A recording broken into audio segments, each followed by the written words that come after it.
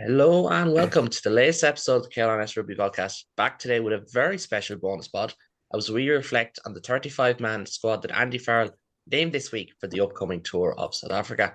There's injuries, there's omissions, and there's some strange to baffling calls as rugby's longest ever season appears to roll on. One man who doesn't share that sense of trepidation is joining me this morning, joining us to give an alternative angle on selections and briefly touch on the tour.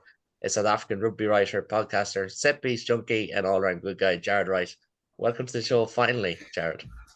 Oh, that was an amazing introduction. Thank you very much. Yeah, like I say, I'm keen to get stuck in. I'm not feeling the long season just yet, so a lot to look That's forward to. that's fair enough. We'll have listener questions later on, but I know Jeff Neville of the Loosehead and of Provincial State of Mind was asking, will there be gift drops this series? Will you be doing all the flashy moments, putting them up on Twitter? Yeah, I can't not. Hey, I can't not. So it's back. We had a little bit of the issue with the copyrights during the World Cup. So if we don't have any of those issues, they all going up. Both Test matches and the Wales Test match for the South Africans.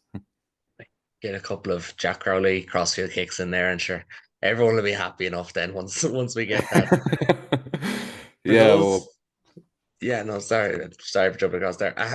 For those who may not know, I'll just read out the full squad just to get a full rundown of it. So starts with Andrew Porter, Keane Healy, and Tom O'Toole as a recognised loosehead. Tyke Furlong, Finlay Bealo, and Ollie Jaeger. Dan Sheehan, Ronan Gallagher, and Rob Herring. Tyke Byrne, Joe McCarthy, James Ryan, and the first of three uncapped players in Cormac Izuchukwu. The back row, led by captain Peter O'Mahony, Caelan Doris, Josh Federer, Ryan Baird, Nick Timoney, and Keane Prendergast. In the backs, it's Conor Murray, Craig Casey, and Keelan Blade, following the injury to James Gibson Park. Jack Crowley, Kieran Foley, and the uncapped Sam Prendergast are in the out half room. It's Bundy Aki, Robbie Henshaw, Gary Ringo, Stuart McCluskey, and Jamie Osborne as part of a five-man centre pairing, or centre group. And in the back three, James Lowe, Calvin Nash, Jimmy O'Brien, Jordan Larmour, and Jacob Stockdale all involved.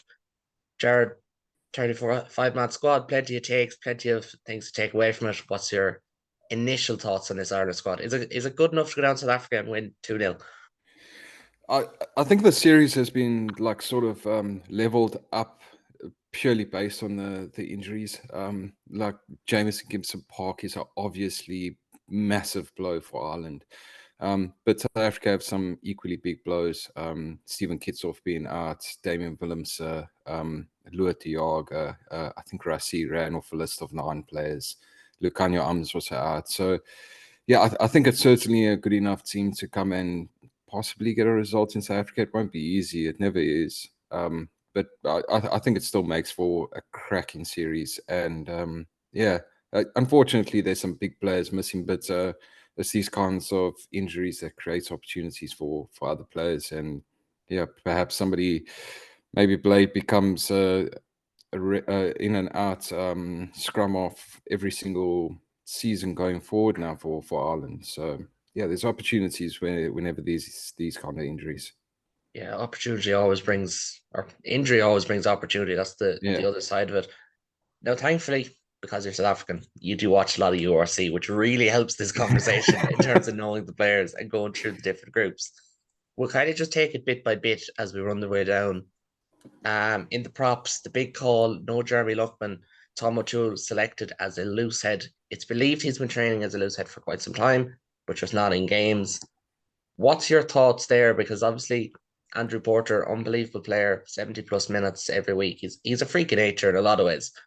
But that one certainly seems to be one that is baffling people the most because Jeremy Luckman's form has been brilliant for Munster.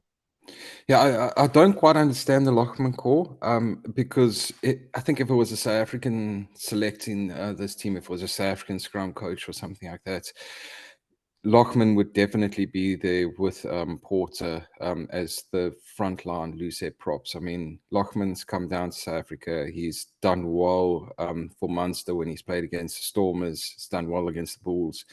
So yeah, I think it's definitely baffling. And Tom O'Toole, he's a solid player. I've seen him a lot for Ulster, but making it's always easier for a tight head to go to loosehead, but than the other way around. But I think it's a big risk if you lose Healy or if you lose Porter, and you have to go with a guy that hasn't played at that level yet to make that big switch in a big test match. So I think it's certainly puzzling. If I was picking the squad, and a good thing I'm not, I would have definitely gone for Lockman. Yeah, that certainly seems to be the sentiment here, and especially when you see how I'm not going to say there's scrum issues every time the Irish teams take on a South African side in the URC, but there is an element of, Mm, you see how Vilcolo did at the weekend against Andrew Porter. Vilcolo, phenomenal scrummager. I know the Lions caused Munster some issues in Johannesburg, and that kind of settled as the game went on.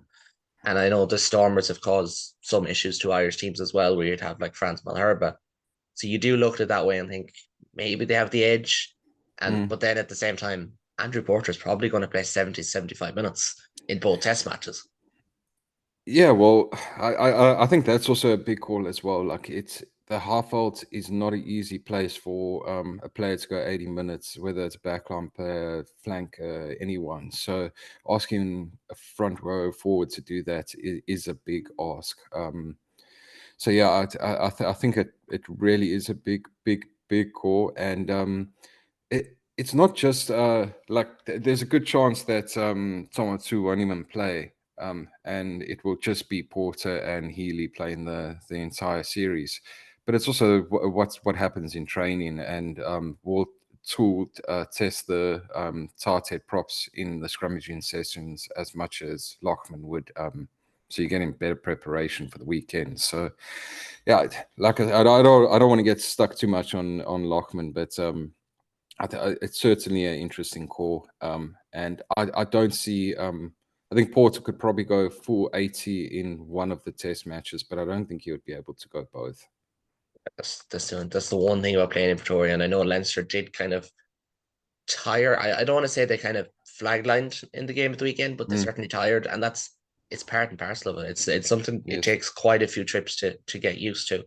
One man who did well in his trip to Pretoria and has been included because of Tom O'Toole's switch over is Ollie Jaeger. He's backing Mm, up Tyke Furlong along with Finlay Bealham. Again, you'd probably like to see both of them get minutes behind Furlong just to kind of mm. just to kind of get them test minutes, I suppose. Yeah, 100%. And I think, if I'm not mistaken, Jager would have been part of some of the Crusaders teams that came over to South Africa. I'm just thinking about when he really cracked into the team, there with the Crusaders, and when COVID hit, there's always that like little mental block. But Yeah. I think he'll add a lot of value in that sense of it. And yeah, a player I highly rated at the Crusaders, and I think he's been a great pickup for Irish rugby. Once he pretty much picked up that the All Blacks weren't gonna pick him. So yeah, I think he can definitely cause some issues with Furlong. Yeah, and then the hookers. Then we're not going to be all doom and gloom because the one thing about the Irish hookers is it's very stacked. Dan Sheehan, Yeah. Rona Keller, Rob Herring. But the big thing is we're probably going to get Sheehan against Malcolm Marks at last. That Yes. is that is one of the cracking matchups of this series, isn't it? Yeah, it has to be. It has to be. Marx was such a big blow for South Africa in the last World Cup, and I think a lot of people watched the Chase in the Sun and didn't realize how much of a blow he was, because we've harped up how good Bongi and Banambi was, but when fit, and it might be a controversial take, but when fit, I don't think there's a better hooker in the world than Malcolm Marx. So yeah, and Dan Sheehan, I don't think he's too far away from hitting that kind of hard. Like, he's another season in Test rugby away from hitting that kind of level. No, that's a very fair take. I'd probably lean towards Sheehan, but I don't get to see Malcolm Marks as much. Like I think that's part and parcel of it all. Yeah. Another huge matchup. Tyke Byrne against Eben Etzebeth. They were both of them had very big performances in the World Cup game between Mm, the two sides. This time now, Byrne is probably going to be packing down alongside Joe McCarthy, and Ireland will probably look to kind of fight fire with fire a small bit in that second row department. Byrne against Etzebeth, it's a huge matchup, but at the same time, how South Africa go after Byrne and McCarthy, if they can follow what England did, it could be an awful lot of trouble for Ireland because that England game was where they got completely nullified, for instance. Second row battles are always a good fun, and yeah, Burns one of my favorite Irish players. He's almost like a hybrid kind of open side lock. He's a phenomenal player. So I think South Africa will definitely look to nullify him as much as possible. And like you say, that it was England's route to victory in the Six Nations, and yeah, South Africa. I think we might be going for another 6-2 split on the bench once the series comes along, and perhaps they'll be packing down with two blocks on the bench as well, just to get that extra firepower. Because Byrne will go the whole game. McCarthy they might replace with James Ryan later in the game, but Byrne's going to go the full match. And just on that, if South Africa goes 6-2 with four locks, we assume Etzebeth starts. What do you think is the makeup of the locks then? Does Stamen start for the bench, or how do you think they'll go? It would probably be Etzebeth and Morslett in the starting lineup, and then we've lost Loot Diaga for the series again, so he's not back, and Jean Clans obviously not there either. So I think it's Salman Marat, the Stormers captain, could well be in the mix, and he's debuting this weekend against Wales, but Ben Jason Dixon has really impressed the Springbok staff, and he's also a bit like Peter Steph du Toit, where he could comfortably play at flank and lock. So I think he might get a look in. But there's also opportunity to have a double fetcher threat on the bench. So yeah, a Marco van Staden and then Quokka Smith could well also make that bench. Yeah, just since you said another Peter Steph toy, my brain has just turned off. I've just been scared because one is enough. Like two is you're taking the piss altogether. Like the Irish back row will have a battle to deal with them. Mm, We expect, as always, O'Mahony, Doris van der Fleer to be the starting back row, with Baird probably backing them up on the bench if even if it goes 6-2 or 5-3 or whatever. A big ask for that Irish back row, kind of was it 4 or 5 players, whatever amount will feature, because ultimately South Africa, if you want to go where they won the World Cup, yeah, scrum was very important, kicking game was very important. Quadra Smith, Peter Steph Toy, lads like that basically got them over the line as well. Like these are big game players, mm. and I think the one thing that could be leveled at some of the Irish back rowers at the moment is probably not all at their best form after that kind of long season that we've mentioned. Yeah, I understand that, and I think it's especially somebody like Peter O'Mahony. He's a lot like Sia Khaleesi in a way. Like when he plays club rugby, he's maybe not always at his absolute best, but when he puts on the Ireland jersey, he's a different animal. And I think the same can be said of Josh van der Fleer. So yeah, there is also that temptation that they're looking at these two games and it's boys, it's two more games, and then you go off to your holiday in Ibiza or wherever you want to go to, Greece, and yeah, you empty the tank in those two matches, and yeah, so I wouldn't put too much weight on form heading into the series. Once you put on that test jersey, it's a completely different ball game.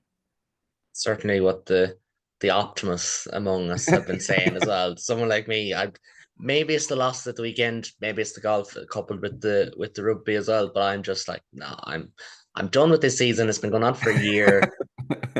Listen, South Africa, I love you, but I've watched you like 7 times this season, and that's more than enough. Well, in URC form. While we're on the back row, there's only one man that I think that we can talk about as well in terms of an individual. That's Gavin Coombs.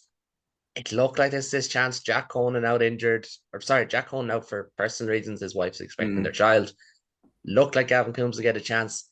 Even someone like John Hodnett potentially, but instead it's Timney and Prendergast. And yes, Nick Timney has had a big year and will probably deserve his place on the bench. But if you're Gavin Coombs, you got to be wondering what in the name of God do I have to do to get into this squad? 100%. And I saw my friend AP Cronier, which I think a lot of your listeners will know on Twitter. He said that if he was a Bulls player, he would probably have about 50 caps for the Bulls and would be a 30 cap Springbok. because he's fits that kind of style. And I don't quite know what he has to do to get into Andy Farrell's squad, but it's also a nice headache to have as a head coach, or a nice position to be in, that you can not select a guy purely based on his fit in the squad, or for whatever reasons he has for not picking him. So yes, I think he's incredibly unfortunate not to make the team. And like you say, with Jack Conan out, you would have thought this is the opportunity. But then again, you look at what Farrell might be looking at elsewhere from his bench, and Doris is another player that he's not going to take off very easily. He's going to go the full 80 minutes, so you're going to get more impact out of another blindside flanker or an open side flanker for those remaining minutes that Doris then puts up another 2 80-minute performances. Yeah, no, that is part of it, because I think they've kind of grown to the realization now that Ireland's best open side, in their opinion, is Josh van der Fleer. Their second best open side, in their opinion, is probably Peter O'Mahony. And then their third best is Caelan Doris. They're going to be on the field as much as possible. And you'll probably Yeah. see, say, Baird coming in for O'Mahony, and possibly Timoney, if it is Timoney on the 6-2 bench, coming in for Van der Fleer, with Doris kind of staying at number 8. That's probably where the door was open as well, was because Coombs has played second row, he's played number 8. Could they maybe move Doris out of that 8 role and bring in Coombs? But as some people have pointed out, the way Ireland play, Gavin Coombs is phenomenal for Munster in tighter exchanges, and we've seen it this year Mm, when he's slotted into second row in Jean Klein's absence. But Ireland do want their back rowers to play slightly more towards the edges. They'll leave that mm, for the likes of Andrew Porter. And like, if you have an Andrew Porter, that's fair enough. Munster don't, because he's Andrew Porter, But there is method behind it as well. It is one of mm. those where you are certainly disappointed on a personal level for him as well, because it felt like this was his chance. But we'll move on to the backs as well, because James Gibson Park is obviously huge. That changes Yeah. so much about this.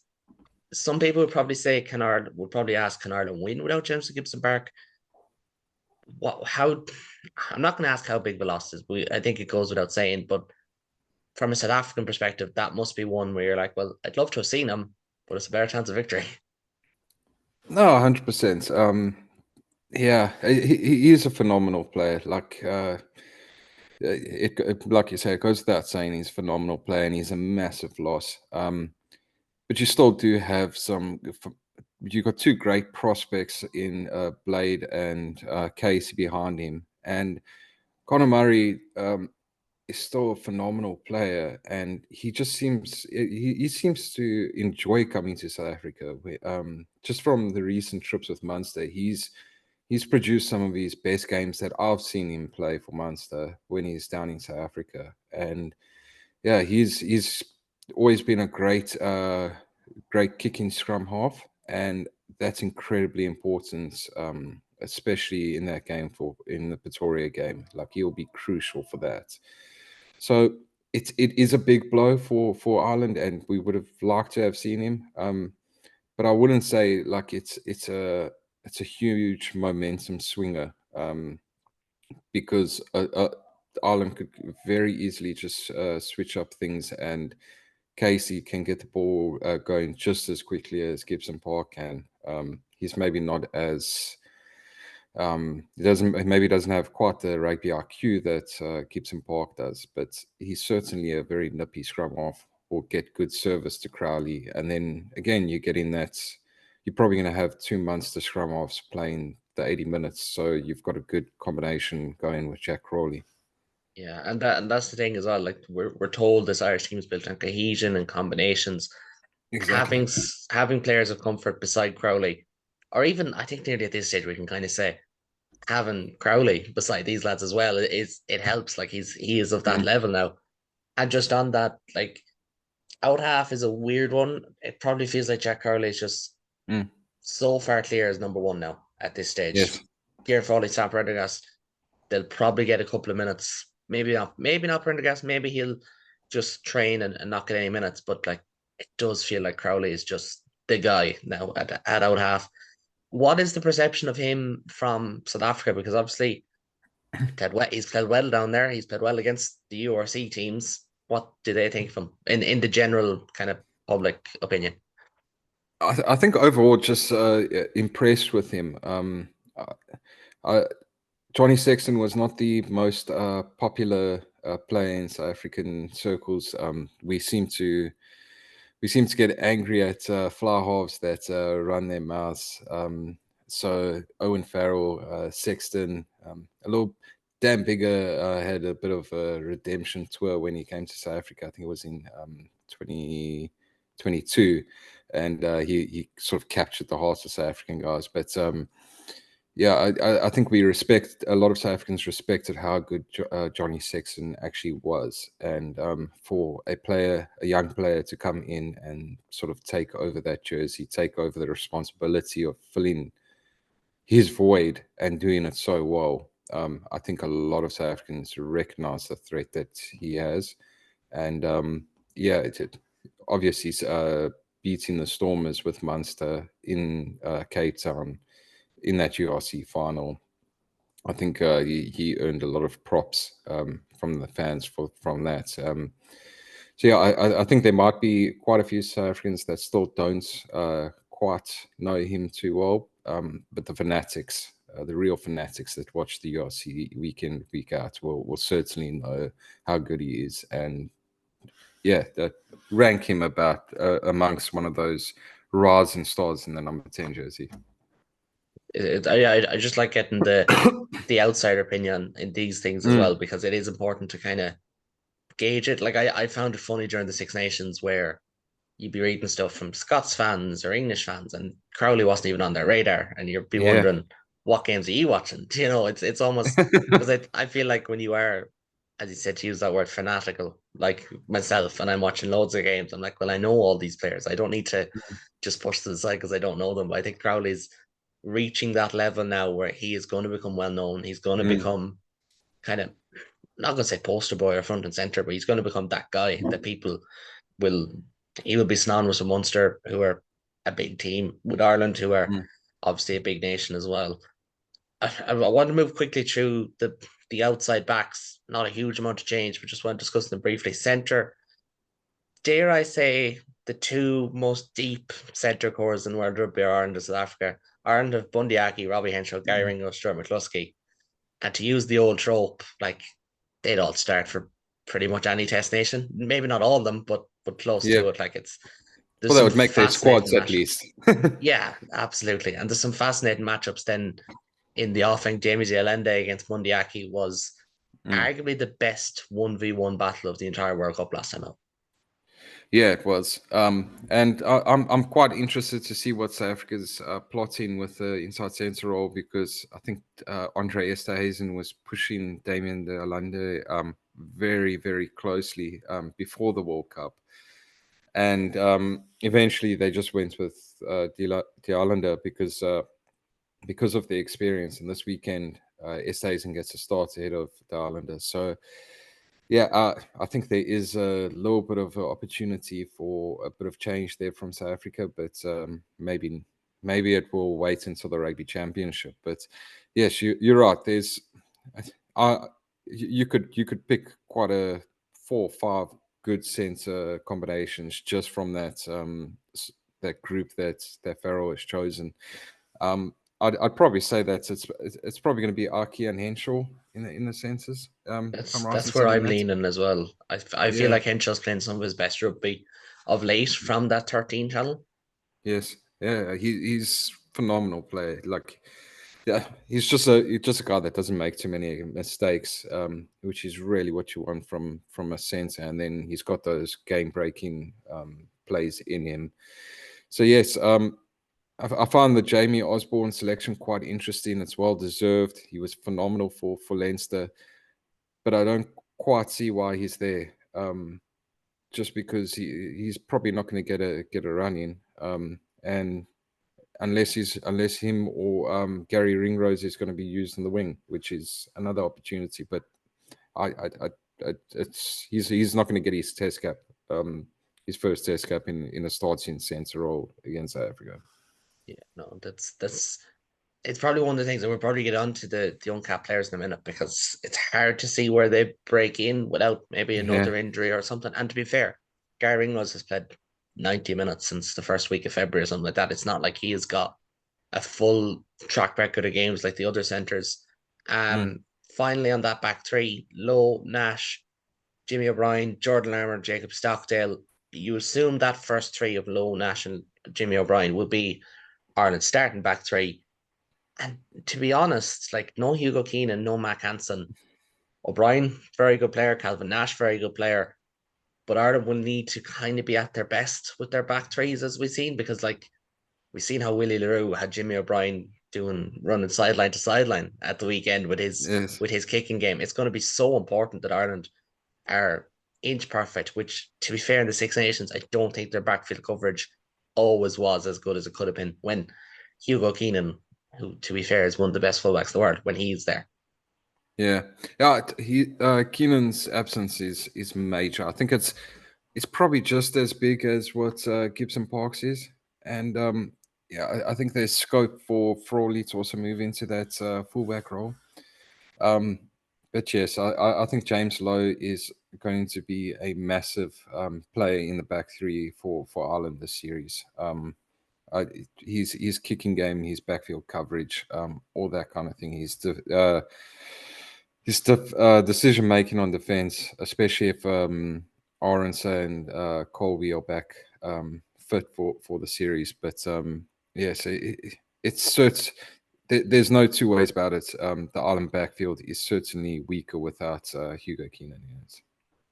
I mean, any backfield would be. It goes Mm, without saying as well. Like, he's yeah. of that level. We have a couple of questions on kind of South African perspective to these things. We had Willie coming in, and he was asking us what, like, your take on the policy, but just on selection. But when it compares to the box and even say France and the tour that they're going on, it feels like Ireland very much, we have our guys, we know our guys.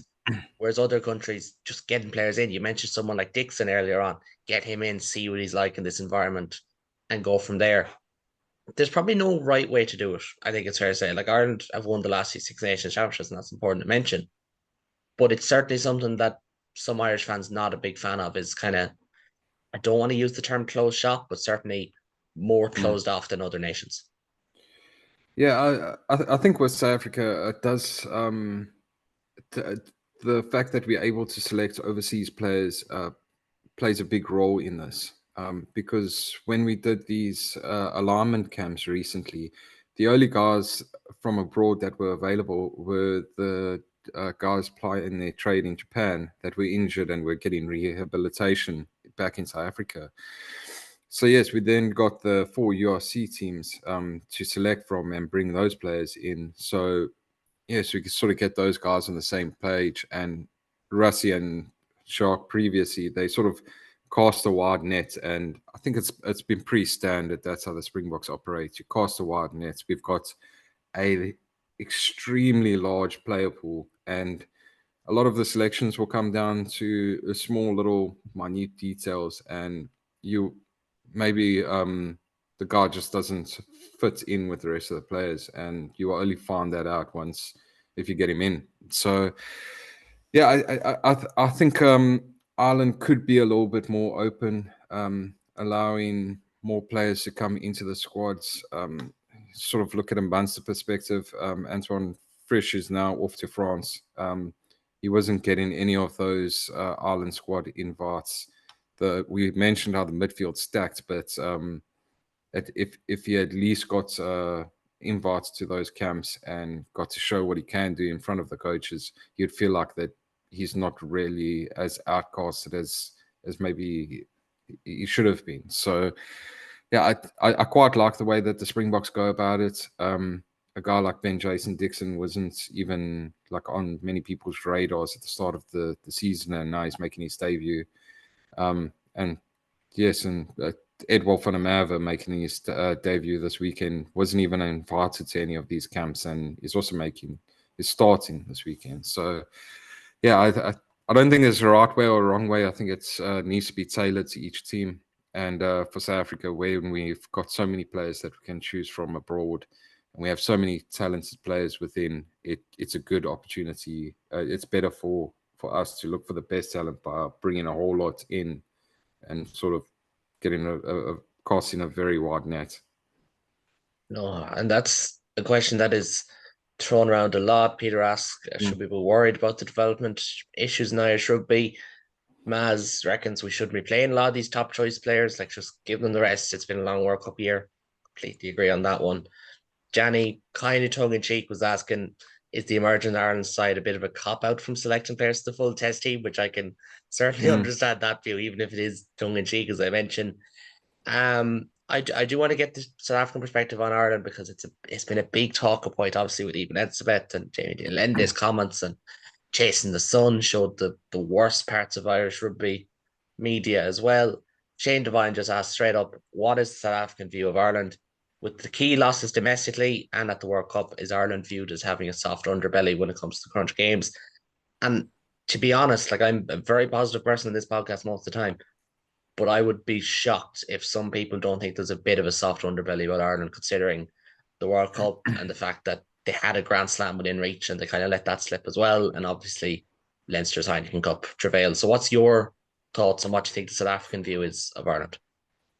I think there is a bit of that view that they do have a bit of a soft underbelly, but I don't think people are sort of undermining how good of a team they are. Like, was it you were coming close to setting the new record from consecutive wins before losing to the All Blacks, and I think there definitely is like a modern day rivalry that's starting to bubble under between South Africa and Ireland. There's always been fierce battles, and so yeah, I think there is a bit of a view of the soft underbelly, but not one that South Africans will go in lightly, thinking that the Springboks are gonna roll over Ireland by 30 points. Most Springbok fans expect the Springboks to win every single weekend. So, and that's not that's just how the standards have been set over the years. Even against the All Blacks, it's the All Blacks are the one team where South African fans are sort of thinking, okay, maybe we won't win this weekend, but every other time, people get quite upset if they're not winning. You mentioned the rivalry there. One of the questions from Mm. Andrew is about it. Is it Are you excited by it? Is it kind of a bitter rivalry? Do you think we've reached that stage? Because in fairness, if you look at the URC alone, there is no love lost spared, because these are, Mm. I think Irish teams know the South Africans are the pinnacle of the league outside of Ireland, and South Africans know the Irish teams are the pinnacle of the league outside of South Africa. So I think it is, there is a bit of a bitterness there, isn't there? There's a proper competitive edge to the Yes. Irish South African rivalry at the moment. Yes, I think there definitely is, and it's great. I really think it's great. I think rugby needs more of these rivalries, and it doesn't always have to be nice. Like you don't have to like push the envelope too much and make it like really unpleasant. But a fierce rivalry is always it drives sports. It's what sports is about. I want my team to beat your team, and it's as simple as that. And I think the rivalry is definitely bubbling up, and yeah, there's the war on words before the series is certainly making it a lot more tasty. It is. And I can, a lot of people were complaining about that from over here. And I understand everyone Mm. to their own when it comes to the pre-game kind of theatrics. But I do enjoy it as well, because Yes. as Gavin Casey of the 42 mentioned about Simon Zebo when he retired, a lot of players just forget that sport is meant to be fun. It is Yeah. meant to be enjoyable. And if even Ed Speth is saying that, all the Irish players said see in the final, they took that personally. It's like, it wasn't meant to be personally. That's been said in every Irish dressing room for the last 50 years. It's kind of a remark we just say anyways. But that's what makes it a lot of fun. Like, that is Mm. what gets you going when it comes to games like these. We'll just touch on South Africa in a minute, but we just have one kind of more tactical question about Ireland that came up twice, so I felt we should mention it. And it's got to do with our wingers, because with Leinster kind of mimicking South Africa's tactics of kick long, pushing off the edge defensively, there's been questions about kind of the profile of wingers. One person asked, is the lack of pace an issue potentially, especially with Hugo Keenan not there, who's the Mm. speedster in that Irish backline? And another asking, is it something that we think fits the Irish kind of identity and makeup of teams, especially in that back three? What's your take on it? Because I personally feel like defensively, I don't think you can fault Lowe or Nash. And even in recent weeks where Leinster's defense has creaked, it hasn't been James Lowe. Like he's been at his Yeah. very, very best. So it feels, I'm not going to say harsh to throw them in there, but I feel Nash and Lowe probably you can save them any of this talk, I feel like. Yeah, I think so. It's always nice to have that extra edge of pace on your opposition winger. Like when they are rapid like that, like guys like Colby, Orange, they are rapid. So it's always nice to have that extra bit of pace out wide. But you sort of look at the attributes that if it sort of thinking more of Mac Hansen, but when Hansen and Lowe are playing, you've got two playmakers that are then helping out Jack Crowley, and then your attack does go up another notch because you're not just looking at your flower fullback playmaking, you have to watch out for the wingers as well. So it's a lot of give and take, and stylistically, I think Lowe, Nash, Hansen, they sort of suit Ireland. They suit the Ireland system, and it the attack has sort of been. I think it's Mark Cat that's built this attack at the moment with Ireland, and he sort of built it around those players, playing to those players' strengths. So, yeah, I think if you throw those two guys into the South African system, they might not fit in as well. But yeah, for Ireland, it works perfectly. And as you said, won a Six Nations recently. You won the Grand Slam the season before. Yes, got knocked out at the World Cup, but you got knocked out against a very good All Blacks team that hit form at the right time. But before that, you won 18, 19 games in the bounce. So it can't be all doom and gloom. It's very Irish to assume that it's all doom and gloom as well. It's probably worth noting. But I do agree with most of what you're saying because I like what is the primary role of these Irish wingers? It is probably attack first, more defense first. Like Mm. currently Arnstead could be the best attacker that you have, but if he wasn't as solid defensively or even aerially, he Uh, wouldn't be in that Springbok team.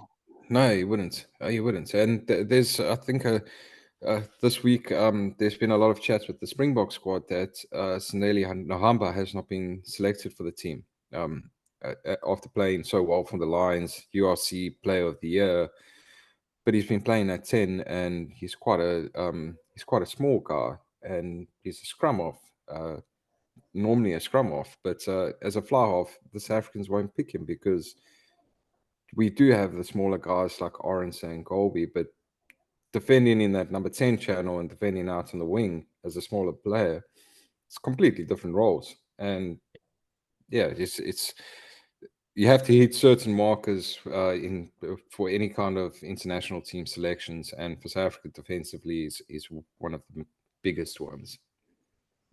I mean, I think for Ireland it is, whereas South Africa might be attack first. I think for our South Africa is probably defense first. For Ireland is Yeah. probably attack first. I want to touch on South Africa for a few minutes. We will talk plenty about them in the coming weeks as the games come along. But first test since the World Cup final this weekend against Wales, certainly a much changed squad. Where do you think South Africa are at the moment? Like they'll probably mix and match to some degree. Will Mm. they leave that to the Rugby Championship though and try and bet into things there? And then they got two new coaches, Jerry Flannery and Tony Brown, the latter of whom would probably bring a lot of excitement because South Africa's attack is what has been the stick to beat them with of the Erasmus Ninabar era. Yes. So that should be a lot of fun as well. Yeah, I was sort of I can't remember who it was that I was listening to this week, but they said a lot of what Erasmus was successful was peeling back everything from what Alistair Coetzee was doing, and just going back to the old school traditional type of South African play. And I think now is sort of having gone through the two World Cups, having played the British and Irish Lions, Erasmus is now looking at it and saying, okay, well, we have to push the envelope, and we have to start innovating, and getting someone like Tony Brown in is absolutely the right call. I think it was very much needed. Felix Jones did a great job as an assistant, but I think he is more of a defensive minded coach. So replacing him with Brown was a great. I think it will be a great addition. And yes, Erasmus also said that we lost that test year in 2020, and we had that would have been where we would have blooded a lot of new players in, and we did this thing of throwing 19 changes at teams. And I think this time around we'll have it won't be as hectic. It will be 4 changes or 3 changes, and I think for Ireland they're going to go full hog, best team, and the rugby championship comes around, the Portugal game comes around, and that's where we'll start to see guys like Sasha Feinberg and KwaZulu getting a starting opportunity for the Springboks. Certainly one to keep an eye on, anyways. Most of our listeners will probably watch a good bit of URC and don't need to kind of have the names explained to us, which is grand. But from the South African perspective, how do you see Bolton through there? Because there is a couple of holes to fill. Obviously, Kitsoff's injury, Vermeulen has retired, potentially in the back three. But then you watch what really did at the weekend, and you're thinking maybe there's another few years left in him yet. And David Wilmser, you mentioned it, is absent as well. So who do you see kind of breaking into that mold for the Ireland test, which, as you said, are probably focus on winning them now and focus on the squad later. Yeah, I think it's going to be quite difficult to break into the squad for the Ireland series. I think Sasha is possibly one of those players that could, and purely because he sort of fits the same mold as Damien Willemse. His ability to play 10, 15, and 12.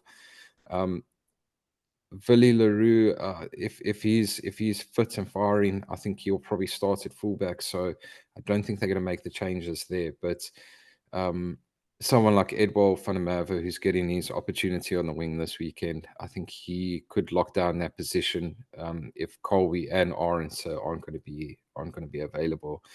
But outside of that, I think a lot of the changes will come the Rugby Championship.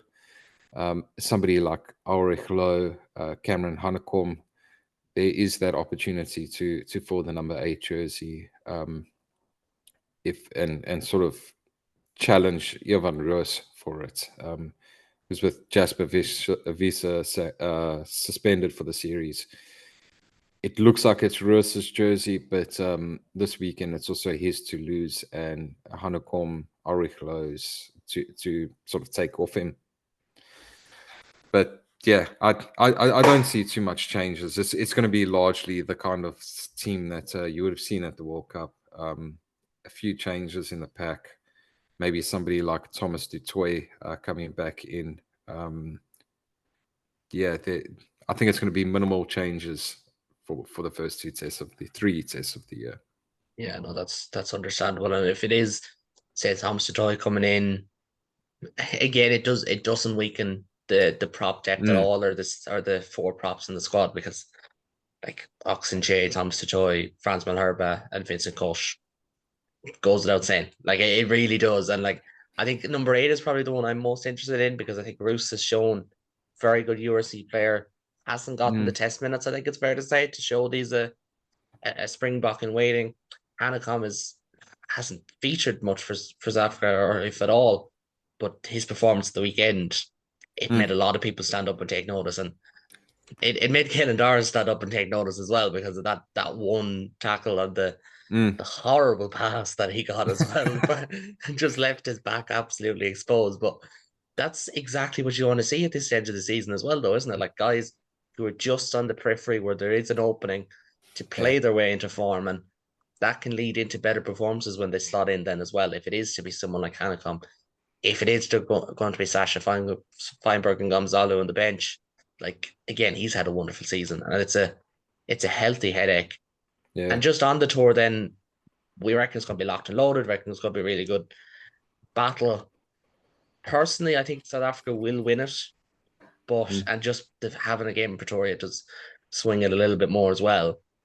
How do you see it unfolding? Do you think it'll be as tight as the last few games between the two? Well, last two games between the two nations, or can you see it kind of opening up a small bit?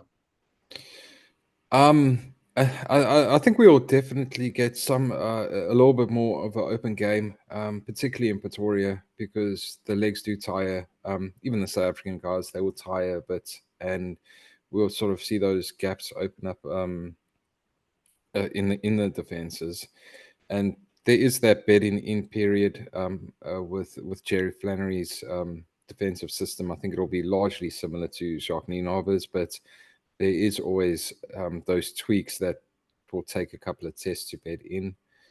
So, yeah, I think it will be. I do want to say it's going to be a South African series victory, but I think it will be something silly, like it will be like by 5 points over the two test matches. So a 3-point win there, 2-point win there.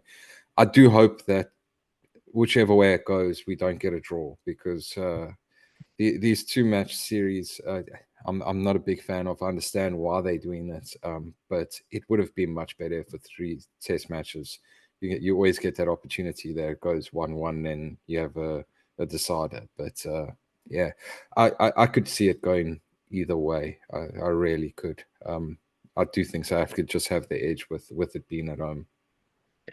That's certainly what I feel as well. I do think just the home advantage is going to be crucial. And as you said, like they haven't had a huge amount of home games since kind of the COVID shutdowns. Like it was 2022 Yeah, before they got fans back in after the World Cup. It was, they've just won a World Cup now again. It's basically been what, 9 months since they won it. There's going to be a huge yeah, appetite to welcome the Springboks back onto the yeah. field. And Ireland are going to have Well, to deal with that as well. yeah, well, they're playing. We're playing the All Blacks in Cape Town during the Rugby Championship, and it's a 58,000 seats stadium.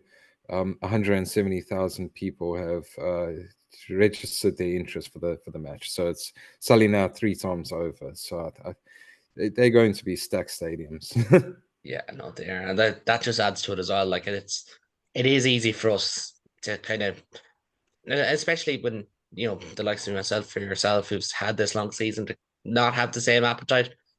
But if you are a South African fan down there, and it's going to be 99% South African fans down there, how would you not be excited? Like you're welcome back to Yeah, world champions. You might have been at the World Cup, might be a long time since you've seen them, and it's a proper test series to yeah. get excited for. Jared, we'll leave it at that. Thank you so much for joining me this morning. It's been early, and we've been bright eyed and bushy tailed and excited to talk about rugby anyways, which is always the main thing. And to everyone at home for listening, and for the huge amount of people who sent in questions, thank you so much. We will have extensive coverage of the series across the channel, so stay tuned for that. And if you like what you see or hear, please do subscribe. You can subscribe to Rugby Bits as well, their podcast, which Jared does feature on as well. And I'm sure we'll have Tala back on at some stage as well, for a South African perspective on things. But for now, until next time, until we chat to you soon, take it easy.